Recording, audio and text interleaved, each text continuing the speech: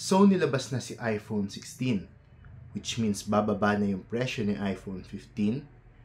Magiging affordable na si iPhone 14. Pwede na ako makabili ng iPhone 13. So, I upgraded to the iPhone 12 Pro. So, quick story muna about this phone, no? Kasi yung girlfriend ko, bumili siya ng iPhone 15 Plus last month. And this is her phone before that. And hawak niya na siya for more than a year? Or magto 2 years na niyang hawak ng phone na to. And biniro ko siya, ako naman, iPhone 11 user ako for more than 2 years na, magti 3 years next year. And sabi ko, mag-swap kaya tayo ng phone.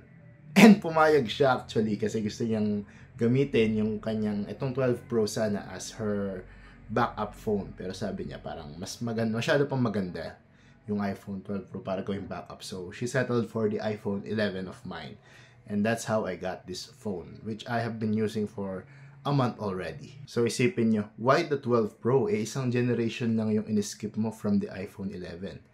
Well, it's more than just a generation because from the 11 baseline model that I have to the Pro model that I have of the iPhone 12.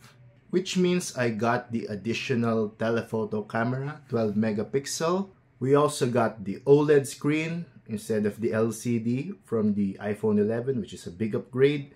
They're both 6.1-inch screen, pero mas maliit yung form factor ni iPhone 12. Siguro kasi, ano siya, tawag dito, mas maliit yung kanyang bezel, so yung body niya mas maliit and mas compact siya tingnan. Then, we have also yung modern design niya na flat edges instead yung rounded off ng iPhone 11 na, to be honest, namimiss ko yung design na yon kasi it's more slim looking and ang dulas nung sides nitong phone na to. 6GB RAM instead of the 4GB RAM of the iPhone 11. Then you have the A14 Bionic instead of the A13 Bionic. Hindi naman ganun din kalaki yung diferensya actually. And syempre, the first line of iPhone with 5G. So, it's actually a big upgrade. Ironically, ang problema ng phone na to is the battery. Because the baseline iPhone 11 has 3,110 milliamps of battery. And ito only has 2,815 milliamps of battery. In connection to that battery, yun na nga isa kong problema doon. This phone, nung kinuha ko sa girlfriend ko, meron pa siyang 83% battery health. After a month of usage, napababa ko siya ng 79%. So, it has already been degraded na. But then, kahit ganon, gagamitin pa rin natin siya for a day. So, I'll be focusing my phone usage to the iPhone 12 Pro kasi dalawa yung phone ko. Yung isa yung Android ko na OnePlus Nord CE3 Lite na gamit ko ngayon as a video camera. And let us see kung tatagal pa ba yung battery nito. And kung okay pa ba siya bilhin ngayong 2024.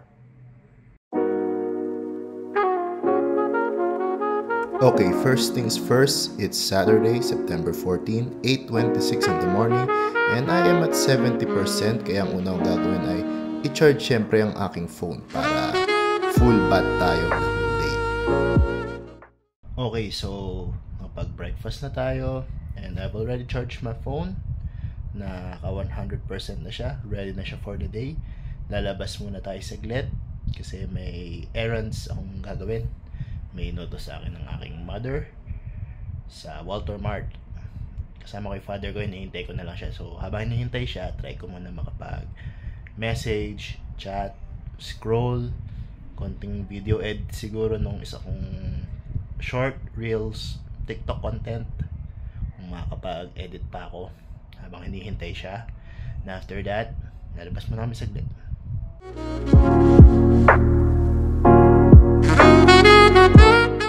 So, I just got back from Walter Mart. Medyo hindi tayo naka-shoot ng mga videos doon. Naiwan ko yung phone na pang record ko sa kotse. Ako rin kasi yung nag-drive. But, meron akong isang kinunang video sa aking iPhone 12. Kaya medyo makita nyo rin yung difference talaga ng video ng isang nasa mid-range phone tsaka ng isang high-end phone. But, for a phone na from 2020 pa, it's still a very good camera, lalo na kung pang video recording. And as of 1:24 p.m, I'm currently at 89%. So, konting scroll ng social media when I was at Walter Mart. Naka-on syempre yung 5G. Nag-edit din ako saglit ng video na ine-edit ko kanina. So, still going strong. And ngayon, ang schedule natin for this afternoon. Mamaya, alis ako ng around 4:30 p.m. So, ngayon, medyo mag-chill muna ako. Baka maglaro ng PC games. And, yun muna. Mamaya ulit.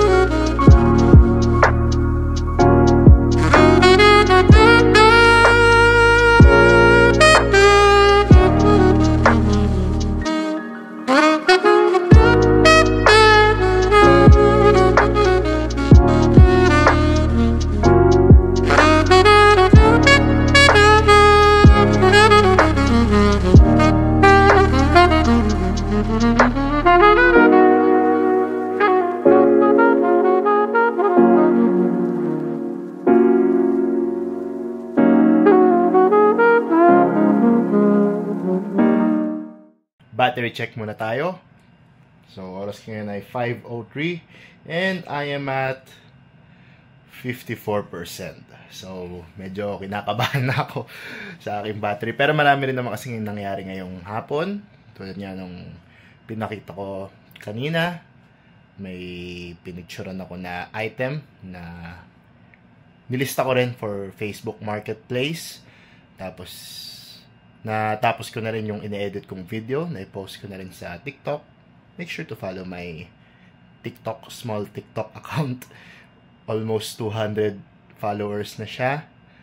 And then, ano pa ba mga ginawa ko yun? Nakinig ako ng podcast ng Cool Pals. Almost an hour. 40 to 50 minutes ata yung podcast na yun. So, almost an hour.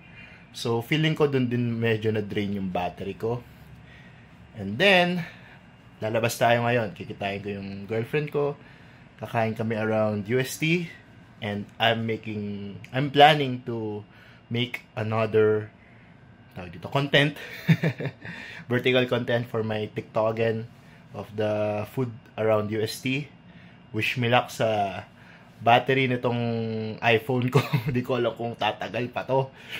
Malalaman natin kung makaka-survive tayo hanggang the end of the day. Babalitaan ko kayo mamaya.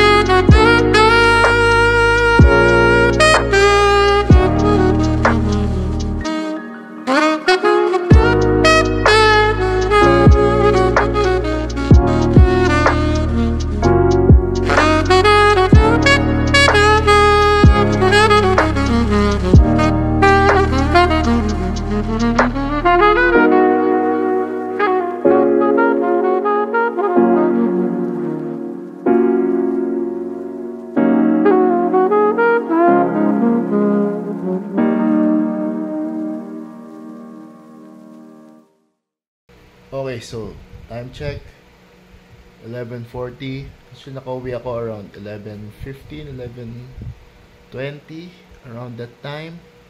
Battery check 21%. So we have survived the day na hindi china-charge yung iPhone 12 Pro. Whew! I'm happy for myself.